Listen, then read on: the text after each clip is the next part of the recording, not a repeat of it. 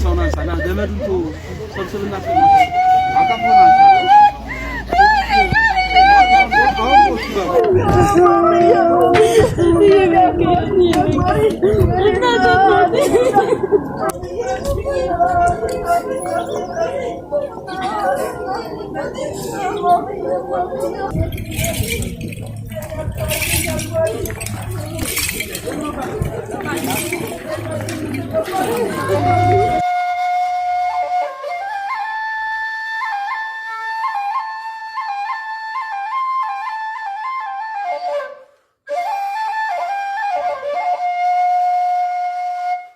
ተወልዶ ያደገው ኢልባቡር ጎሬ ነው። ለቤተሰብ ወደ 9 የሚያህሉ ልጆች ናቸው ያሉት። ከ9ኙ 4ቱ በሙዚቃው ዘርፍ ላይ የተሰማሩ ናቸው።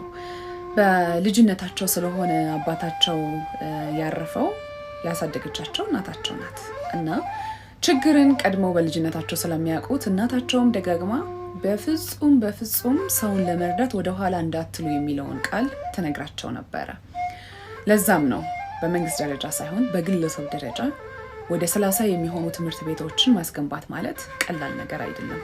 እንኳን 30 ትምህርት ቤት አንድ መኖሪያ ቤት መስራት ምን ያህል ከባድ እንደሆነ እናውቀዋለን። እና ገና ለገና የመጀመሪያ ትምህርት ቤት ተገንብቶ አልቆ ልጆች ገብተው ሲማሩበት ሳይ የተሰማኝ ስሜት በቃል የምገልጸው አልነበረም። ቁጭ ብዬ በእንባ ነበር ስቅስቅ ብዬ የገለጽኩት ይላልና ይሄ ደግነት ከልጅነት አብሮ የመጣ ነው። እያወራው ያለሁት በትናንትናው ዕለት ከዚህ ዓለም በሞት የተለየንን ታላቁን የብዙ ሙዚቀኞች የጀርባ አጥንት እንዲሁም በዓለም አቀፍ ደረጃ በድምፃውያን ዘንድ በሙዚቃ ማናጀር ሆኖ ሲሰራ የነበረው አዲስ ገሰሰ ከዚህ ዓለም በሞት መለየቱን ሰምተናል። ለቤተሰቦቹ፣ ወዳጅ ዘመዶቹ፣ ለአድናቂዎቹ መጽናናት እንዲሆንላቸው እንመኛለን። አዲስ ገሰሰ ጋር አንድ ታሪክ አለን ማለት ነው እና እሱ ምንድነው ከዚህ በፊት አንድ የቪላ ቨርዴ ባለቤት ዋልተር የሚባል ሰውዬ ነበር ማለት ነው እና ዋልተር ለኔ ማናጀር ለነበረው ለናኦም ይደውልለታል from Blue Media ይደውልለትና ሳሚን እንፈልገዋለን ሮተርዳም ስፕላሽ ላይ እዛ ፌስቲቫል ላይ እንዲሳተፍ ይለዋል። and then እዛው ስልክ ላይ ሆኖ ሳሚ ሮተርዳም የሚባል ታውቃለህ አለ። what that's the biggest festival reggae festival እና በጣም ኤክሳይት የሚያደርግ ነገር ነበርና እዛ ላይ አንተ እንድትሳተፍ ይፈልጋሉ ምናምን ይለኛል ማለት ነው።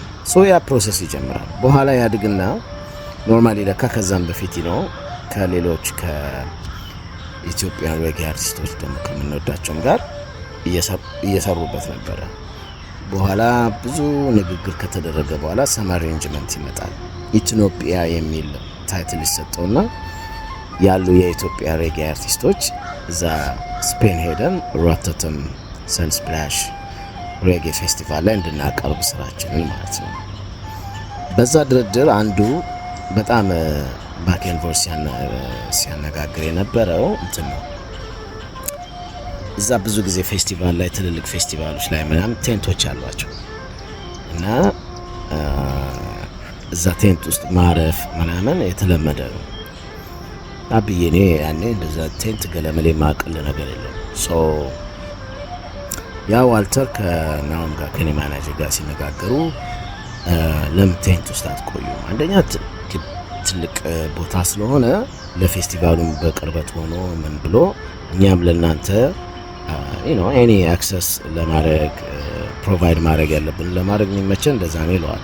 ከሎጂስቲክም ከምንም አንፃር በኋላ ለኔ ሲነግረኝ ነው እኛ ቴንት ውስጥ አንቆይም አልኩኝ ማለት ነው። ቴንት ውስጥ አንገባም ስል ያው ከናኦም ጋር ብዙ ይነጋገራሉ። አይ እኛ አንፈልግም ይላል። ከኔ ሳይድ አንድ 4 ሆነን ነው የምንሄደው። እንግዲህ አጠቃላይ የኢትዮጵያ ግሩፕ ብዙ ነው 10 ምናምን እንሆናለን። ግን ከኔ ሳይድ እኔ ያለው ማናጀር ያለ ኤንዲ ቤቴዜም አለ ምናምን ከዚህ አንድ 4 ሆነን ነው ከኔ ሳይድ እና የኛ ቴንት ውስጥ አንገባም። በኋላ አይ ያው እናንተ እንትን ለማድረግ አንችልም ወይ ብቻ ብዙ ሲኖር አንድ ቀን ያ ዋልተር የሚባለው ይደውልልኛል። ይደውልልኝና ሳሚ this is Walter ይሄ የዚህ የቴንቱን ጉዳይ ማውራት አለብን ይለኛል። አይ እኔ ፐርሰናሊ የኔም ክሩ ምናምን እዛ ቴንት ውስጥ አይገባም፣ ሆቴል ነው የምንሆነው አልኩኝ ማለት ነው። በኋላ ስንነጋገር የኔን ነገር የተረዳኝ ስላልመሰለኝ ምን አልኩኝ፣ እንደው you know what just እንደውም ለምን አይቀርብም አልኩት ማለት ነው። በቃ ግድ የለም እንትን ለካ ላውድ ስፒከር ላይ አድርጎ ነው የሚያወራኝ። ያኔ ሆሎ ቆይ የሚል ድምፅ ሰማኝ ማለት ቆይ ሳሚ ቆይ ምናምን የሚል ድምፅ ሰማኝ። ማን ነው የሚያወራኝ ነው አማርኛ ስለሆነ ማን ነው ማለት ሳሚ አዲስ ገሰሰ ነኝ ይላል። አዲስ እንዴት ነህ ሰላም ነው ወይ እየሰማህ ነበር እንደ አንተም ነው? አይ ያው ማለት ይኸውልህ ሳሚ እኔ ብዙ አመት ያን ሰርቷል። ከዚህ ጊማሌ ጋርም ሰርቷል። ደግሞ በሀገራችንም ከምንወደው በቴዲ አፍሮም ጋር ሰርቷል። ጃኖ ባንዶች ጋር ደግሞ ግን ከዛ በፊት ያለውን ያው ይሄ የውጭ ሀገር ኤክስፒሪየንስ ስለሆነ የእንትኑን ነገረኝ ማለት ነው። ይገርማል። ከዚህ በፊት ከዚህ ጊማሌ ጋር ስንሰራ ያኔ ማኔጅ በማድረገው ጊዜ አንድ ፌስቲቫል እንሄዳለን አለ። ፌስቲቫል እና እነዚሁ ፌስቲቫሉ እንደዚህ ቴንት ፕሮቫይድ ያደርገናል አለ። ግን ነው እዚህ ጊዜ ስለሆነ ያኔ ቴንት ውስጥ አልገባም ብሎ ሆቴል ሄዳል። ከዛ እኔ ደግሞ እንደዛ የቴንቱ ምኑ ይመቸኛል አለ። የቪአይፒ አክቹሊ በቪአይፒ ሴክሽን ፈጥረው ነው ያ ቴንቱ እንጂ ዝም ብሎ እንትንም አይደለም። የሆነ እንትን አለ። በኋላ እዛ ቴንት ለኔ ተደረገልኝ አለ። አስተካከልኩኝ ምናምን ለክሩም ለባንዱም ለምኑም በቃ ሴታፕ ተሰራ አለ። and then guess what በነገታው ሲመጣ እኛ ቴንት ውስጥ እዛ በጣም ደስ የሚል ታይም እያሳለፍን ነው። ሲመጣ ሲያየው ለካ ከሚያስበው እንትን ሆነበት አለ። በጣም ወደደው። you know what ምን እንዳለ አለኝ። ምን አለ ስለው where is my tent አለኝ አለ። በኋላ ተሯሩጠን ተጣላን እና አንተም ስትሄድ እዛ where is my tent እንዳትል አለኝ። ሳኩና ግድ ለብሬ አዲስ ይቅርብ እኛ ሆቴል ነው የምንቆየው እና ግን ከዛ ስንሄድ ሁላችንም ይሄ ኢትዮጵያ ግሩፕ በጣም እኮ የምንወዳቸው ሃይለሩት ጆኒ ዋጋ ራስ ጆኒ ምናምን ያሉበት ነው ትልልቆቹም እና በኋላ ቼሌናም ነበረችበት ምናምን በኋላ ምን ይላል እዛ ስንሄድ በባስን በምን ማሪ ብራዘርስ ነው ባንዱ የነበረና where is my tent ምናምን እያለን እንሳሳቅ ነበር ማለት ነው። እና ግን ዝግጅቱ እንዲዘጋጅ በጣም እንደ ግሉ የነበረው እሱ ነው። በጣም ከብዙ አርቲስት ጋር ዲል ምናምን ስላለው መሀል ላይ የገባ እንትኑን የሚያለዝበውና ነገሩ ሀፕን እንዲያደርግ ያደረገው ትልቁ አስተዋጽኦ ያደረገው አዲስ ገሰሰውና ለዛ በጣም አመሰግናለሁ። እርግጥ በአካልም አግኝቼ አመስግኘው አውቃለሁ። አሁን እንግዲህ በህይወት ተለይቶናል። ሬስት ኢን ፒስ። ግን በኔም ህይወት ውስጥ ያለፈ ሰው ነው ለማለት በትንሽም ቢሆን ያለፈ ነውና ለዛ ምስጋናዬን ብዙ ጊዜ አቅርቤለታለሁ።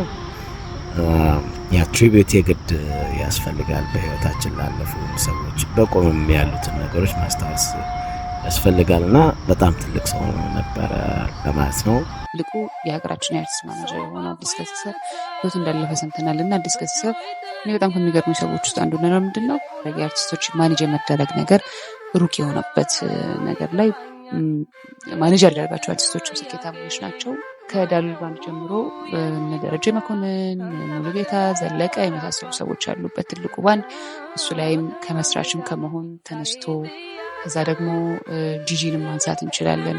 የጂጂን ህይወት አቅጣጫ ከቀየሩት ትልቁ አጋጣሚዎች አንዱ እሷና አዲስ ገሰሰ መተዋወቃቸው ነውና የዚህ ምክንያት ቶሚቲ ነበረ። ከሀገር ቆይቶ በመጣበት ማታ ነበረ እሷ ማግኘት እንዳለበት የነገረው። ተገናኙ።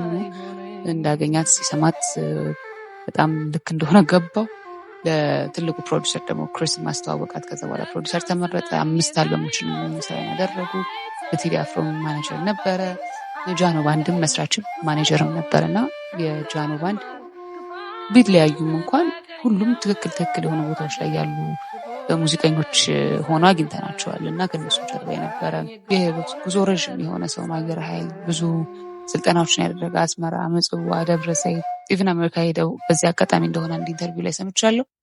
ቦብ ማርሊ ቤተሰብም በጣም ቅርብ የሆነ ሰው ነበር። የዚግ ማርሊ ረዥም ዓመታት ማኔጀር እንደሆኑ ይታወቃል። አዲስ ከሰናክተነዋል ማለት ነው።